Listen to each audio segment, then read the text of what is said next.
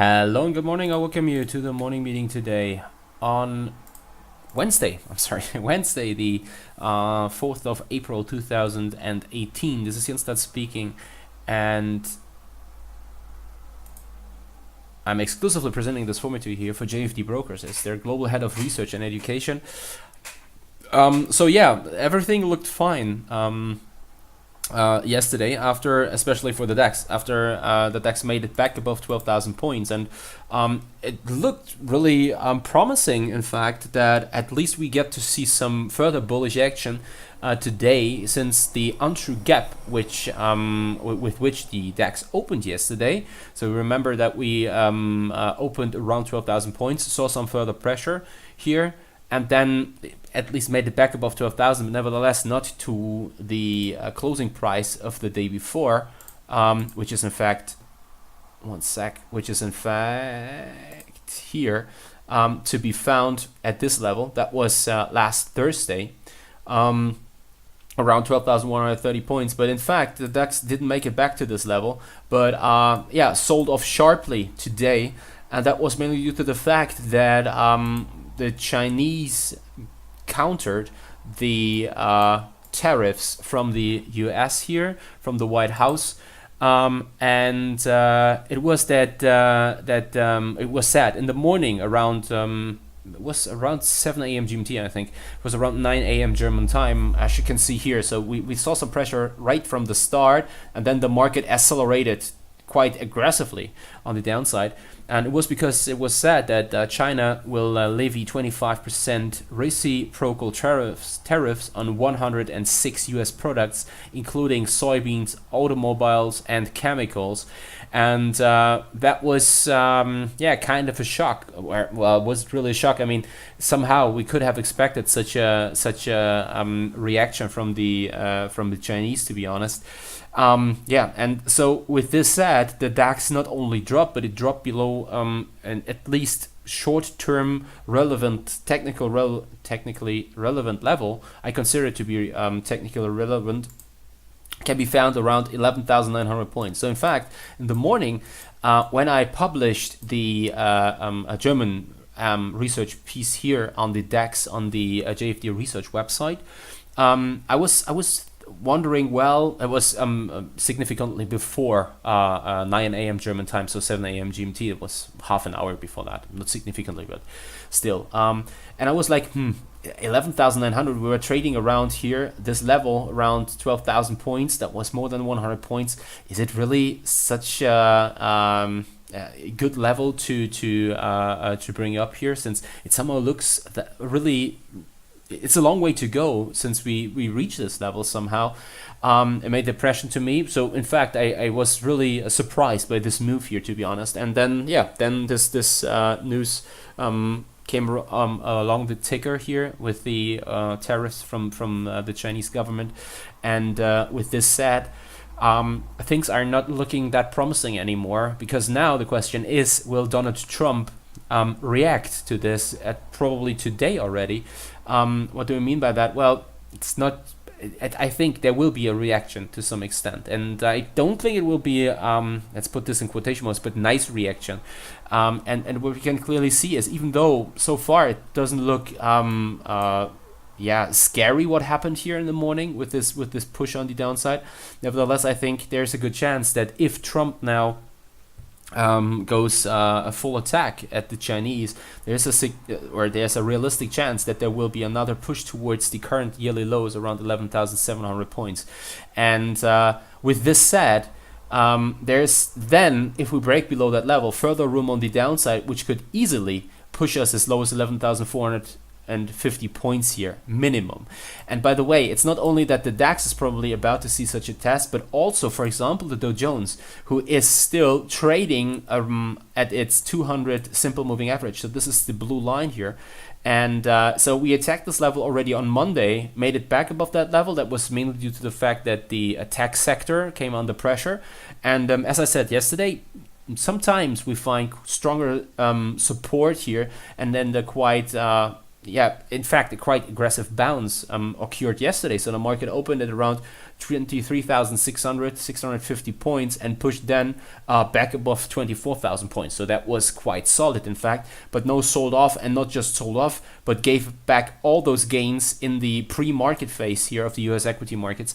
And I think there's a good chance that there will be an attack at this level. And not only just that, but have a look here. This is the February low, or the region around the February lows.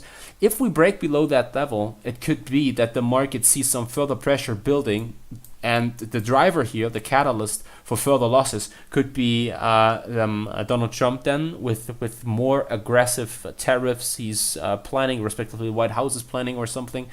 And this could lead to a sell-off which could easily bring us down another 1,000 points towards 22,000.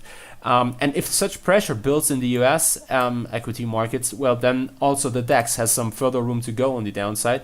And there's, in fact, it's a very, very, even though it doesn't look like that, but it's a very, very scary market environment currently for bulls. And there's a good chance that there will be, into the next days here, into the weekly close, there will be an attack at 11,700 points.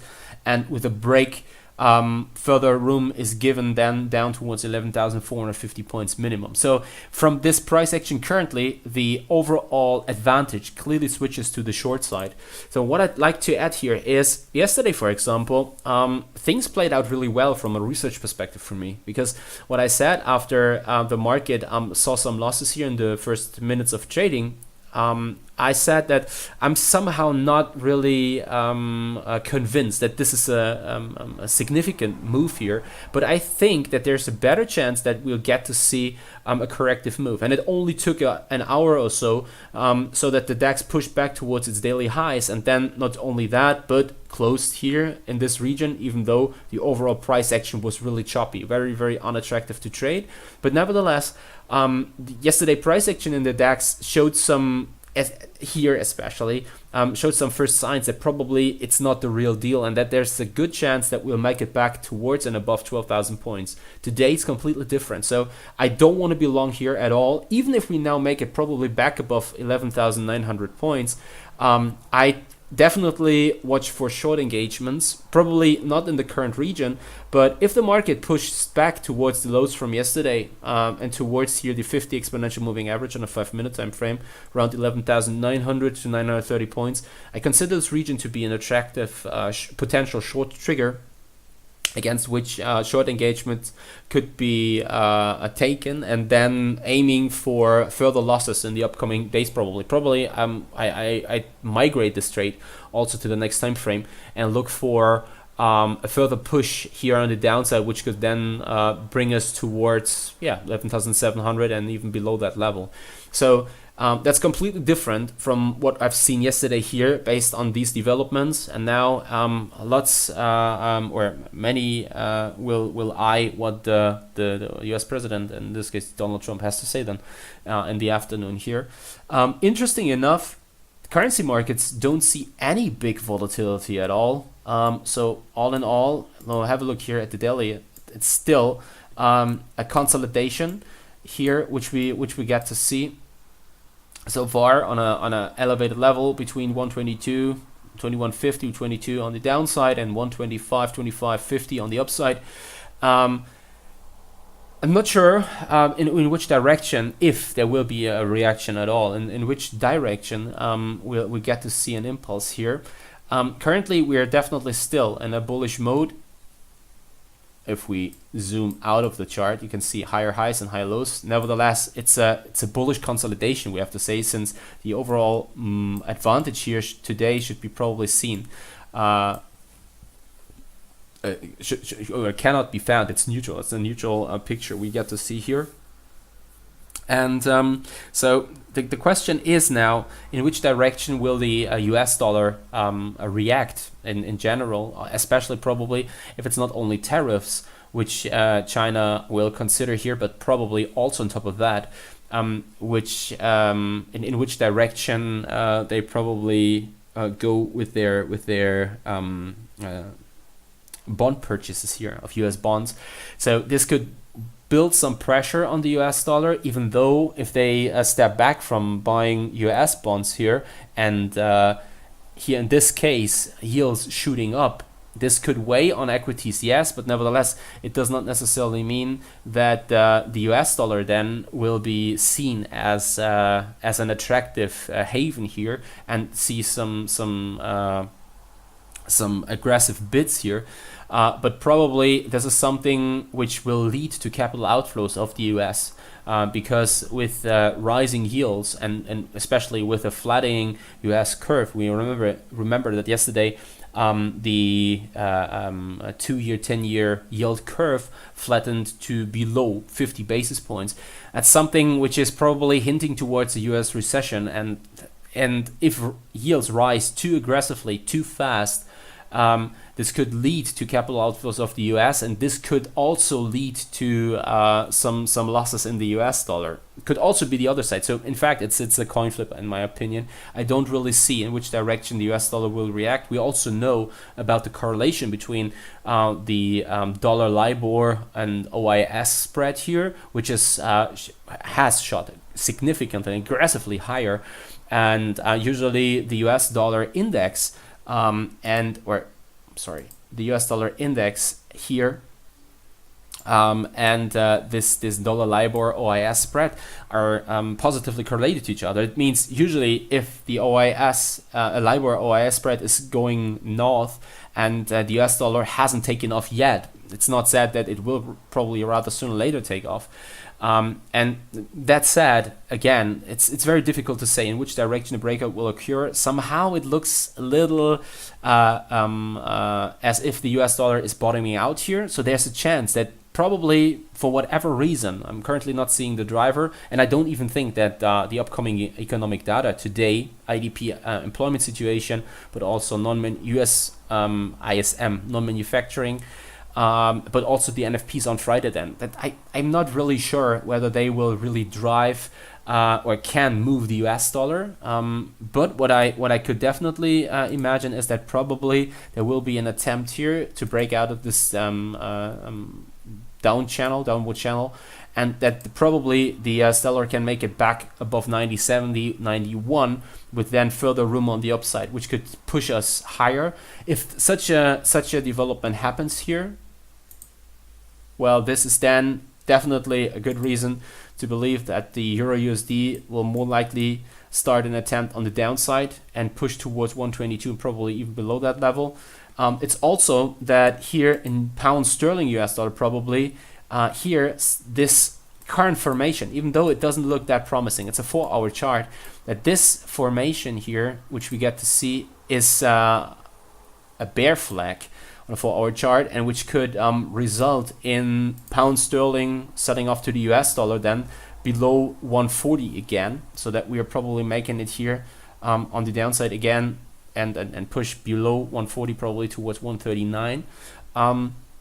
So here the overall picture is neutral too, nevertheless with a bearish touch somehow. But again, and this is the other side of the coin, I think, it could easily be that the US dollar sees some serious selling pressure once the Chinese especially probably step back from their US bond purchases. That's, by the way, nevertheless something which could drive gold higher. So gold has seen some aggressive bids, no surprise, risk aversion building. That's usually something which drives gold higher. 1,360 to 365 on the upside. That's still the key level. So we are still in a neutral environment, but I could imagine that there will be an attack at this level rather sooner or later.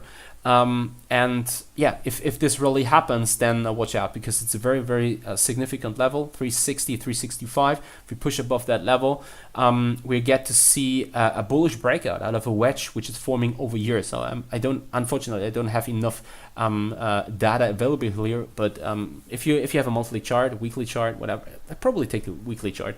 You can see that there is a bullish wedge forming, or a triangle. It's not a wedge, it's a triangle forming here, with this region around 360, 365 being the potential bullish trigger, which could then lead to further gains up to 1,600, 1,700 USD probably in the upcoming months, probably year.